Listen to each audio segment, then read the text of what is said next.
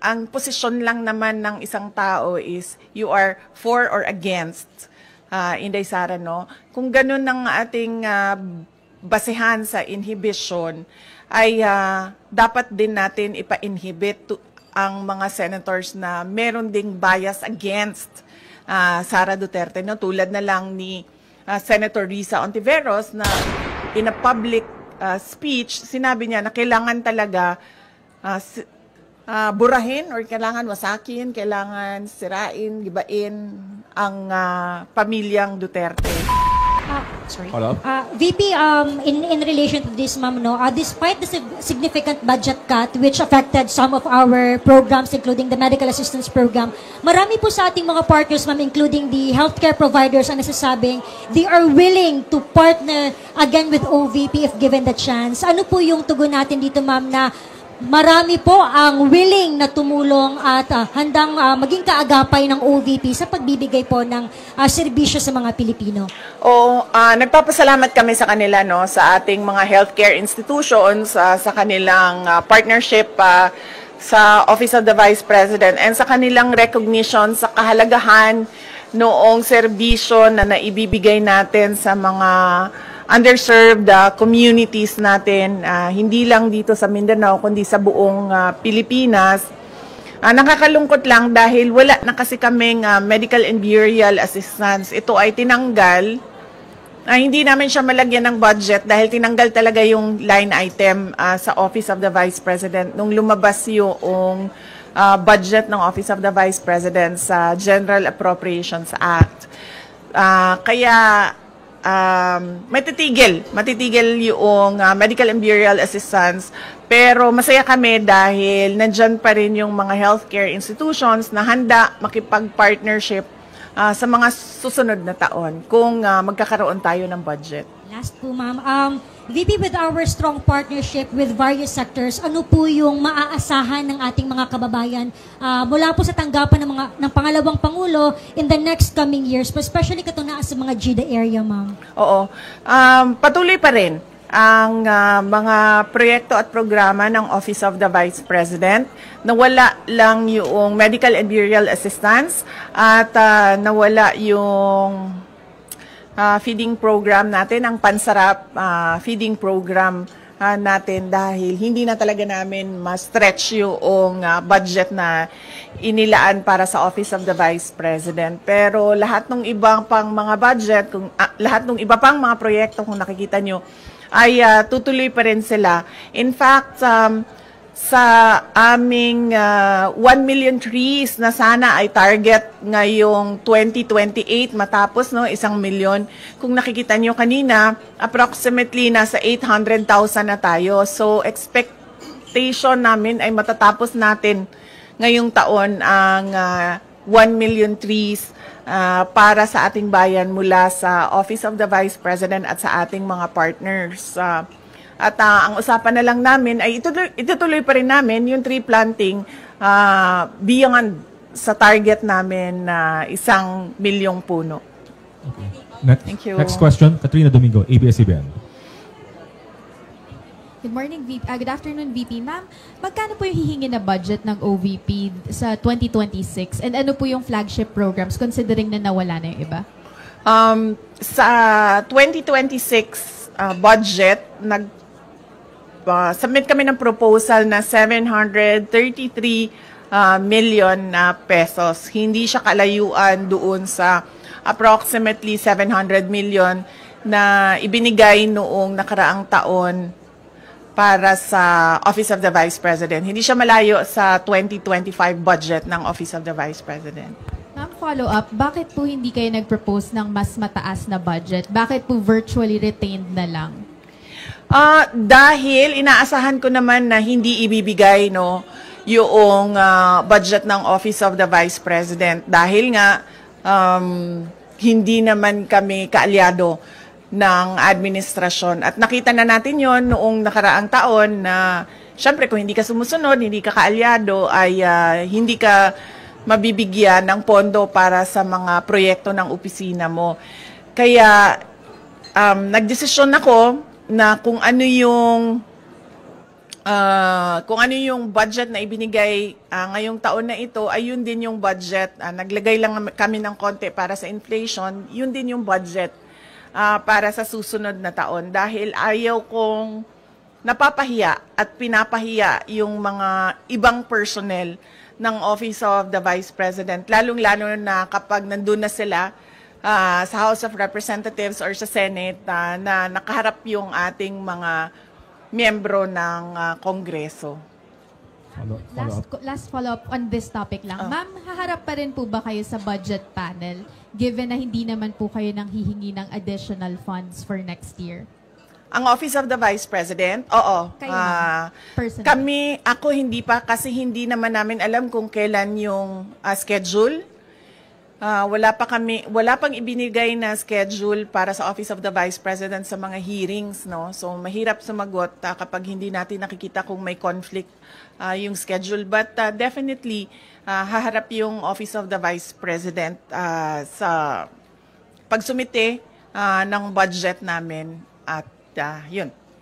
Okay. Next question, Arjun Relator, GMA News. Fine Buntag, VP. Ma'am, with a slim margin, ma'am, with the proposed ninyo na 2026 budget with 2025, meaning po ba na retained lahat yung mga programs and project na ipapatupad next year? At paano po yung nangyari dun sa mga partners natin, dun sa mga slashed or reduced programs with 2025, ma'am? Oo, yung mga partners natin sa MAB at sa Pansarap, ay nabigyan na sila ng abiso, no, na wala na budget yung medical and burial assistance at wala na rin yung budget ang Pansarap. So, i-discontinue na namin yung project at yung partnership sa kanila. Follow up. So, expected, ma'am, na for next year, the same projects pa rin yung ipapatupad ng OVP. Wala nang may dadagdag po. Yes, oo. Wala kaming madagdag na projects for 2026. Tutuloy pa rin lahat nung nakita nyo, maliban lang sa Pansarap tsaka sa medical and burial assistance. Thank you, ma'am. Any other questions on this matter? Good morning po, Ma'am VP. Ang question ko po ay may kinalaman po sa case po ni former President Duterte. Any other questions with the institutional topic? None? So, let's move with the next topic. Kat, you have the next topic. Yeah. Ma'am, you earlier mentioned in an interview na you are... Ma'am, para iterate na lang yung comment nyo regarding the call for some senator judges to inhibit, specifically those daw po na who you endorsed in the 2025 midterm elections. Okay. Hindi kasi tayo pwede magpa-inhibit ng mga tao, ng mga senators. Hindi kasi tayo pwede magpa-inhibit ng mga senator judges based on bias. Dahil ang posisyon lang naman ng isang tao is you are for or against, Inday Sara, no? Kung ganun ang ating basehan sa inhibition, ay dapat din natin ipa-inhibit ang mga senators na meron ding bias against Sara Duterte, no? Tulad na lang ni Senator Risa Ontiveros na in a public speech, sinabi niya na kailangan talaga, ano ba term na ginamit? Kailangan burahin or kailangan wasakin, kailangan sirain, gibain ang pamilyang Duterte. So kung ganon, na magpa-inhibit tayo based on bias, ay madaming senators ang ipapa-inhibit for or against Sara Duterte. Kaya sinasabi ko, ibigay na natin yung benefit of a doubt dyan sa ating mga senator judges na gagawin nila ang trabaho nila ng patas according to sa sinumpaan nila as senator judges. Follow-up question. The Makati Business Club and other business groups are urging the Senate to continue your impeachment trial, to convene your impeachment trial. Sabi nila, it will show accountability, it will boost investor confidence. Your response to that call of the business sector? Kahit nandyan o wala yung impeachment, wala na talagang investor confidence dito sa ating bayan. Kung nakikita nyo, bagsak ang foreign direct investment sa ating bayan, no? Kaya wag nila ako gawing rason kung bakit pangit ang takbo ng ating ekonomiya ngayon sa ating bayan. At saka, this is not accountability because impeachment, dalawa lang yung penalties dyan. Removal from office, tsaka perpetual disqualification from government service. Walang penalties dyan dahil walang kaso dyan.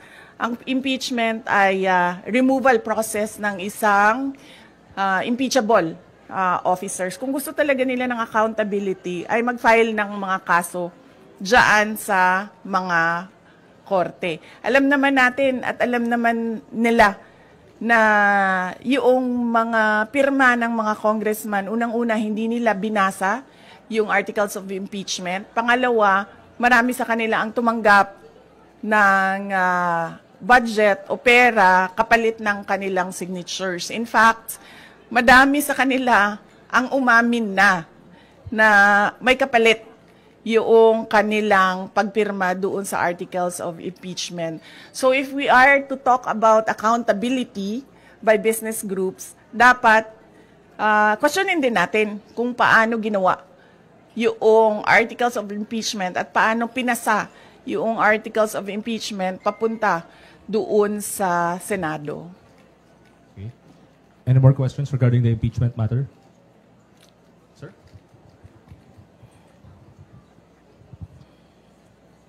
BP, good afternoon. So, haharap ka ba sa Senado dahil nag-issue sila ng summon? Hindi ko pa kasi, sir, pagkakaalam kung kinakailangan ang personal appearance. Yun ang hindi ko alam dahil hindi ko nabasa yung summons. Yung summons namin ay nandoon sa mga abogado at sila yung magdidesisyon kung ano yung gagawin doon sa summons. Okay. Ma'am, there's a phone-in question here from the Billionaire News Channel. Comment lang po dun, they are asking your comment regarding dun sa report ng OpenAI, the mother company of ChatGPT, that the PR firm of the son of Yossi Tanco, a billionaire, is behind the anti-Sara Duterte post online using ChatGPT platform. And your comment, ma'am. Oo. Actually, hindi lang yung kay Tanco, no? Ang kumpanya na nagpapatakbo ng programs na anti-Sara Duterte online, anti-Duterte online, no? Meron pang mga ibang kumpanya na alam namin na ganun yung ginagawa nila at alam din namin na bayad sila. Kaya ako nagsasabi lagi, no, na yung ginagawa sa akin ay threats, harassment, and intended to disqualify me from the 2028 presidential elections. Kasi tulad niyan, tingnan nyo, noon may TRICOM ba ang tawag noon? Tawag nung hearing, Quadcom, tapos may TRICOM for fake news and for fake news, yes. May TRICOM na for fake news.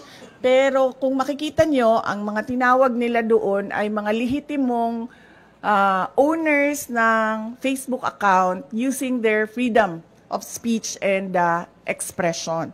Mga lehitimong social media personalities na nagbibigay ng kanilang opinion na hindi naman bawal sa batas, pero nakakalungkot kasi yung kanilang opinion pro-Duterte, pro-Sara Duterte, at yun ang iniimbestigahan.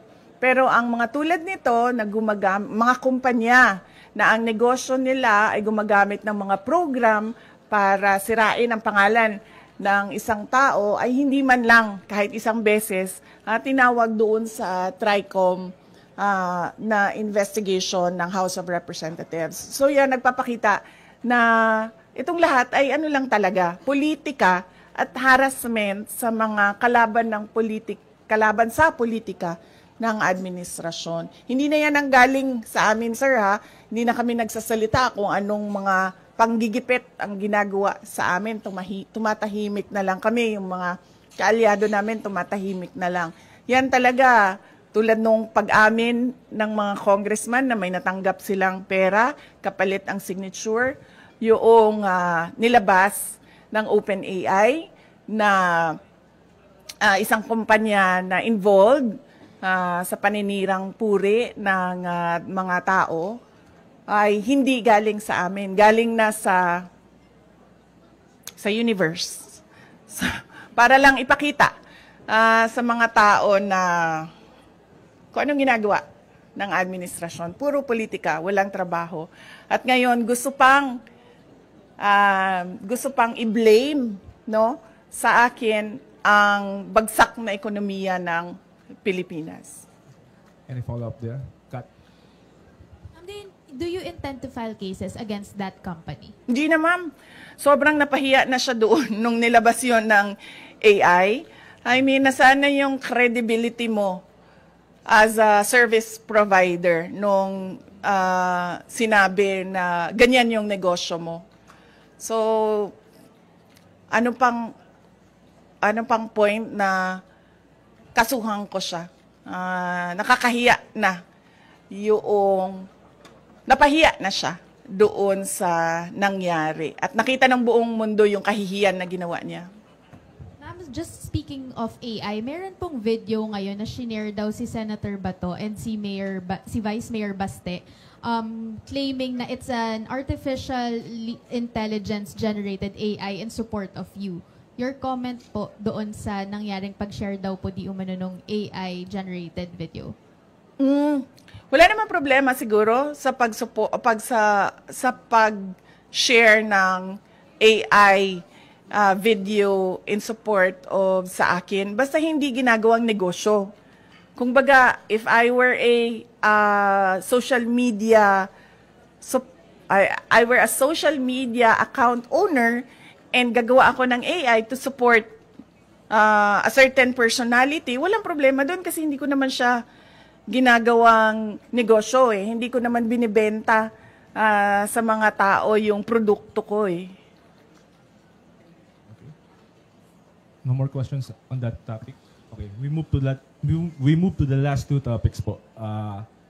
ICC, Kat, or Arjil? Arjil. Ma'am, good morning again, ma'am.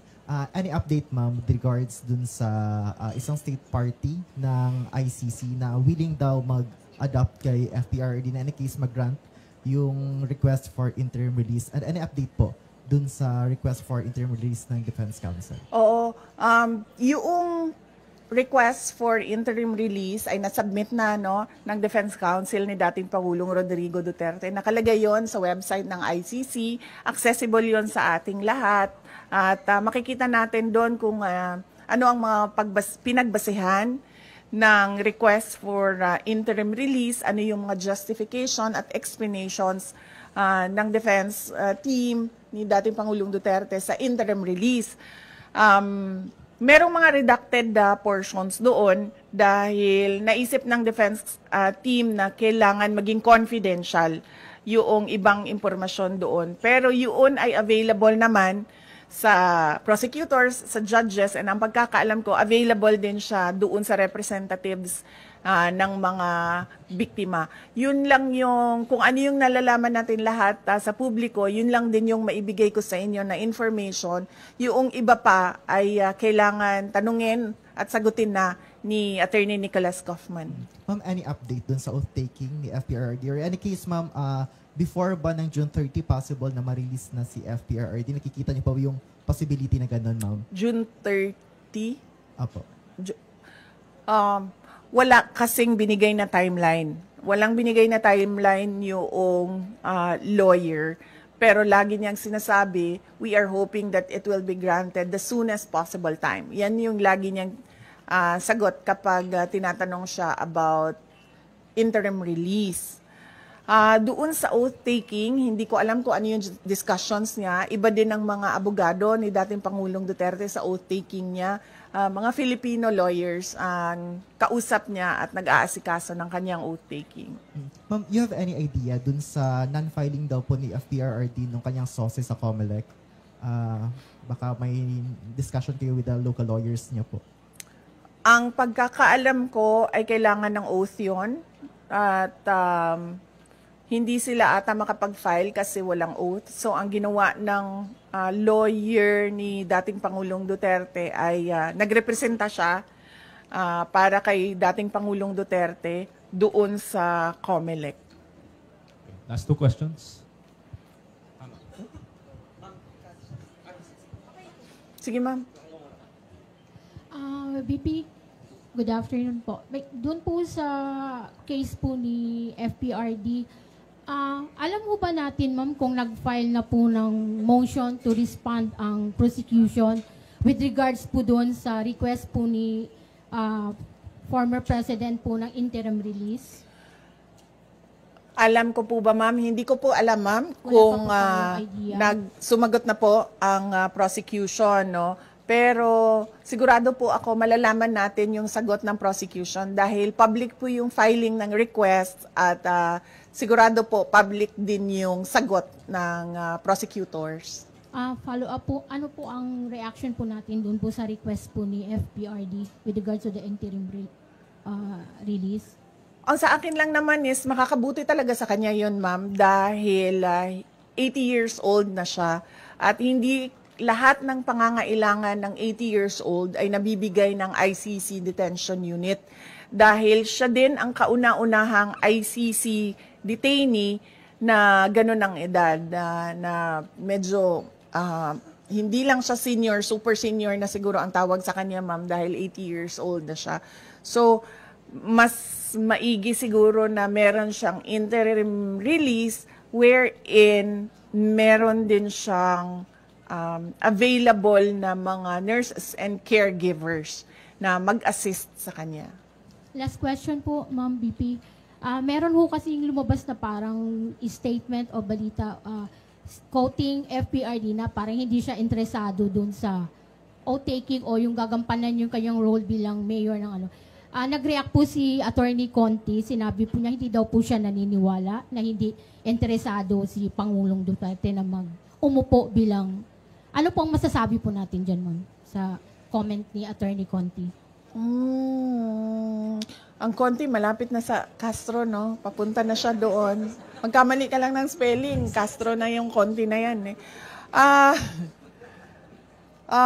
Hindi ko alam, ma'am, bakit hindi siya naniniwala, pero kasi hanggang ngayon wala pang oath si dating Pangulong Duterte, no? So hindi pa namin alam dito sa Davao City kung mag-oath ba ang pinili namin na mayor ng Davao City. So on that note, yun lang ang pinagbabasehan namin. Sa ngayon, hindi siya uupo kasi wala pa siyang oath. Antayin natin siguro until June 30 kung may oath o wala si dating Pangulong Duterte. Next question, Ms. Ruth.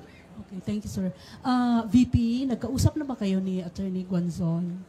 Kasi parang sa mga post kasi niya, she's very willing to act as your spokesperson. Yes, oo. Nag-comment na rin ako na nagpapasalamat ako sa pagtulong at suporta ni Attorney Rowena Guanzon.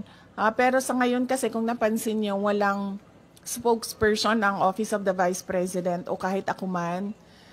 Kaya hindi ko rin masagot yung tanong about sa spokesperson dahil matagal na kami walang spokesperson at hindi na papag-usapan sa Office of the Vice President ang magkaroon ng spokesperson.